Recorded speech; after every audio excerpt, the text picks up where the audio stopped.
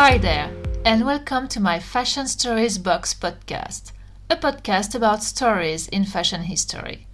I'm Catherine, and I am so glad to welcome you here. Let's discover together interesting facts about fashion and fashion history. To celebrate March the 8th, the International Women's Rights Day, I decided to commemorate these women who changed the fashion world. Today, I want to pay tribute to the first fashion designer in history.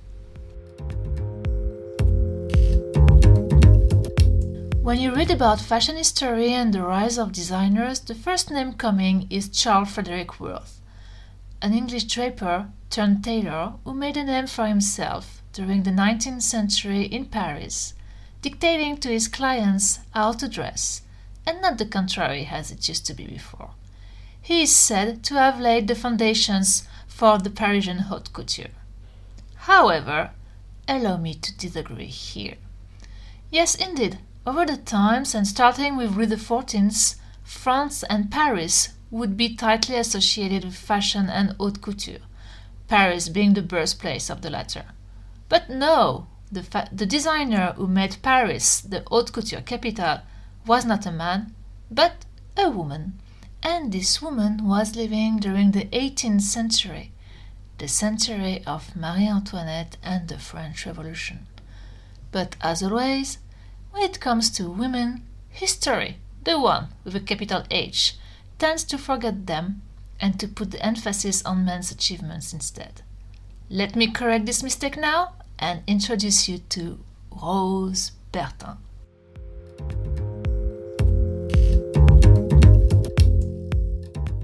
Marie-Jeanne Rose Bertin was born in 1747 in Picardy and died in 1813 at Épinay-sur-Seine in France.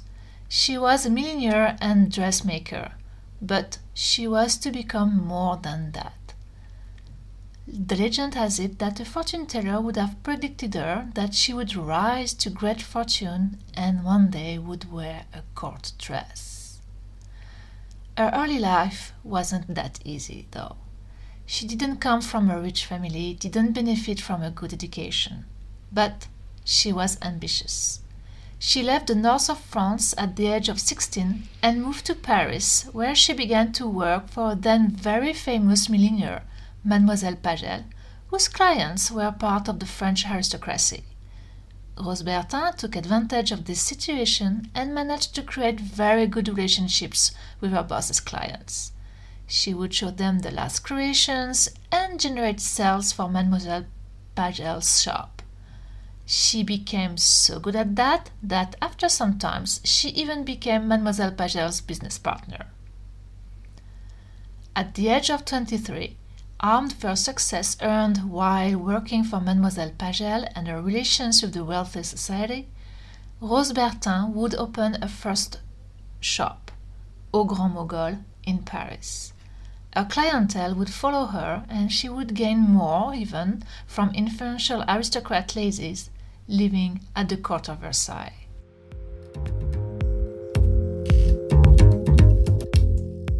Around the same period, a certain Austrian princess destined to marry the future king of France arrived in Versailles. I am of course speaking about the infamous Marie Antoinette. She would create sensations around her, making people, especially French, hating her. At least nobody would be indifferent to her.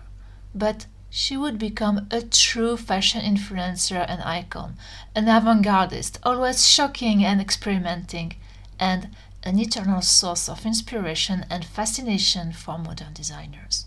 Just look at Vivienne Westwood or John Galliano, for example. And a certain Rose Bertin will be the mastermind behind Marie Antoinette's fashion experimentation. They met in 1772 and a friendship would appear between the Queen of France and the fashion designer, to such an extent that Rose Bertin would be nicknamed the Minister of Fashion. If this is not a recognition or an achievement, then I don't know what is it. Charles Frederick Worth was not a Minister of Fashion. Just saying. Quite early on, Marie Antoinette understood the power of dressing, and as the Queen of France, she was here to dress, to impress. She was a real fashionista, passionate by fashion, fabrics and accessories. And she had unlimited fundings for that, her budget being the treasure of France. Quite convenient. Twice a week, Rose Bertin would come to see Marie Antoinette to show her the last creations. Together they would create, launch and change trends people would follow.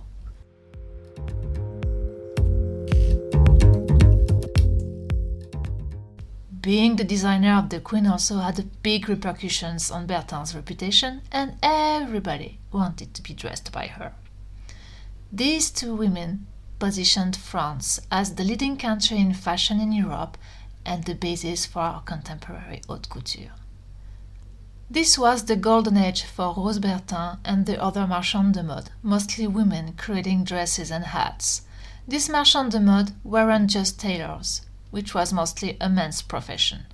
They were selling fashion, marchand de mode meaning fashion merchant. They were real creators, making their fantasies real and working the same way as our modern designers. They had a vision, they were visionaries, and they were influencing the taste of their customers, advising them on everything, from the fabrics of the dress to the accessorization, colors, and hair accessories. And Rose Bertin was the most powerful of them.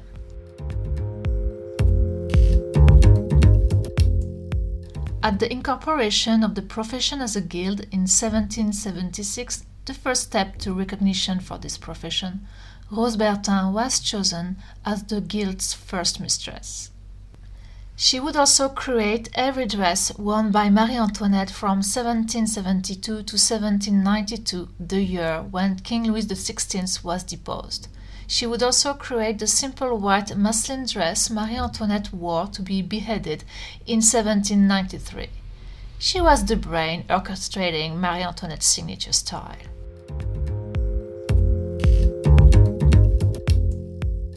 Through the public person of Marie Antoinette, Rose Bertin would launch several trends which characterized this pre-revolution French society. One of them is these wide gowns worn by women at court. They seem so uncomfortable to wear, right? And you can imagine the nightmare to sit down somewhere or just to pass the doors. The castle of Versailles is big, yes, but the doors haven't been designed for people whose dresses would have been at least 3 times wider than them. I let you imagine the traffic jams they created and how priority of crossing a door or walking corridor could have been enforced. But even if these dresses were nothing than comfortable for women and preventing them to move as freely as they would have loved, the width had another symbolic. By occupying the at least 3 times more space than men, women physically were imposing their presence, forcing men to see them, to acknowledge them, to look at them. Another trend of that time was the pouf hairstyle. Women would style their hairs up, creating 8, and Rose Bertin would take this trend and exaggerate it. The highest the better was the motto. She would create pouf hairstyle for Marie Antoinette up to almost 1 meter. Can you imagine having a 1 meter 8 hair construction on your head and working with it? Marie Antoinette did it. And if she did it, all women at the court of Versailles did it too. You can be sure of that. The hairs were decorated with ornaments and objects. Flowers, pearls, feathers, but also fruits, boats, stuffed birds, and I even heard about the case of a woman who had a cage with real birds putting in her hair. Crazy, right? For hairstyle, Rose Bertin would work closely with the Queen's hairdresser, Léonard Hautier, also known as Monsieur Léonard, to achieve aids and originality.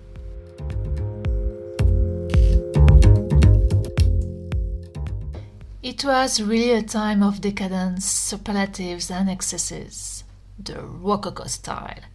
And the French people were loaded with taxes and dying from hunger didn't really look at the extravaganza of Versailles with a favorable eye. And you all know what happened next. Parisians, excited by the fast of the Queen while they couldn't feed their families, started to protest and to attack symbols of the French royalty.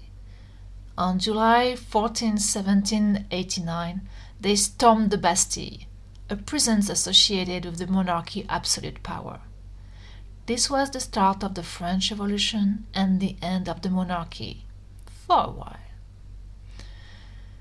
Following this event, it was not really good to be associated with the monarchy, and Rose Bertin lost a good part of her aristocrat clientele who emigrated abroad or simply were beheaded. Living in France at that time wasn't easy. It was kind of civil war between the revolutionaries and the royalists. If you weren't in the right camp, you were suspected of treason and killed, not less. Maybe you heard about the guillotine. It is said that it was working without brakes and the streets of Paris were full of blood from the beheaded.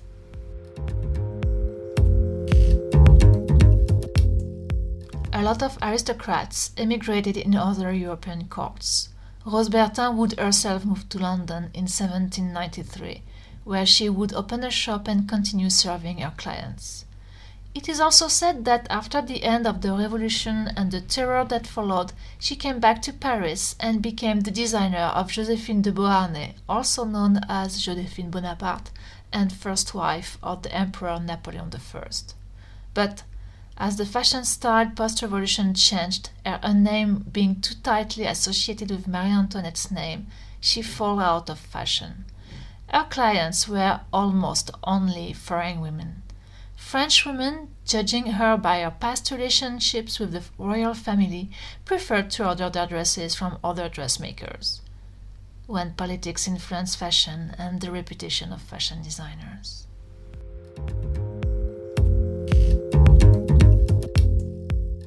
What an interesting life she had and how she managed to navigate this troubled period in French history, from the absolute monarchy to the Revolution and Napoleon.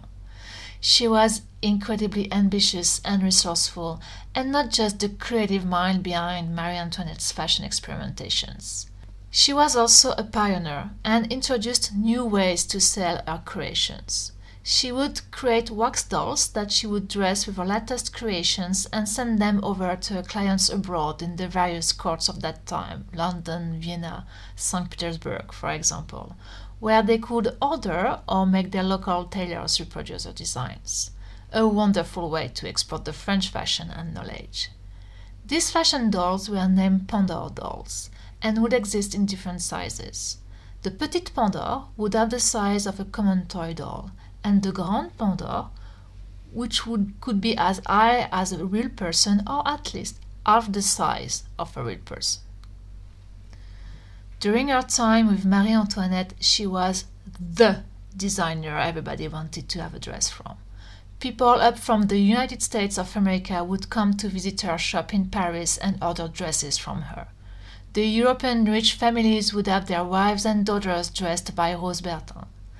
According to her accounting books, she would have had more than 1,500 clients, ranking from aristocracy, actresses and queens, among which Marie Antoinette and Joséphine de Beauharnais as mentioned, but also the Grand Duchess Maria Feodorovna of Russia, among others. She was creating trends, but she was also making new trends from existing ones, recycling in a sense what she already had. A sort of conscious fashion designer before her time. She would have told one day to Marie Antoinette while showing her a repurposed dress, Il n'y a de nouveau que ce qui est oublié, meaning there is nothing new except what has been forgotten. May you think about Rose Bertin next time you will look for something new to wear. Just have a look at what you already have and may have forgotten you had.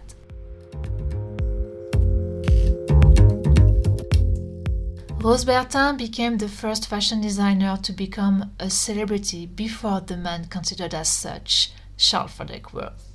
But history can be hard on people, and because she was a woman and associated with the French royalty, fashion history tends to forget about this ambitious woman, a commoner, a self-made woman who dressed all Europe courts, made a name of herself, and changed fashion by posing the basis for modern haute couture.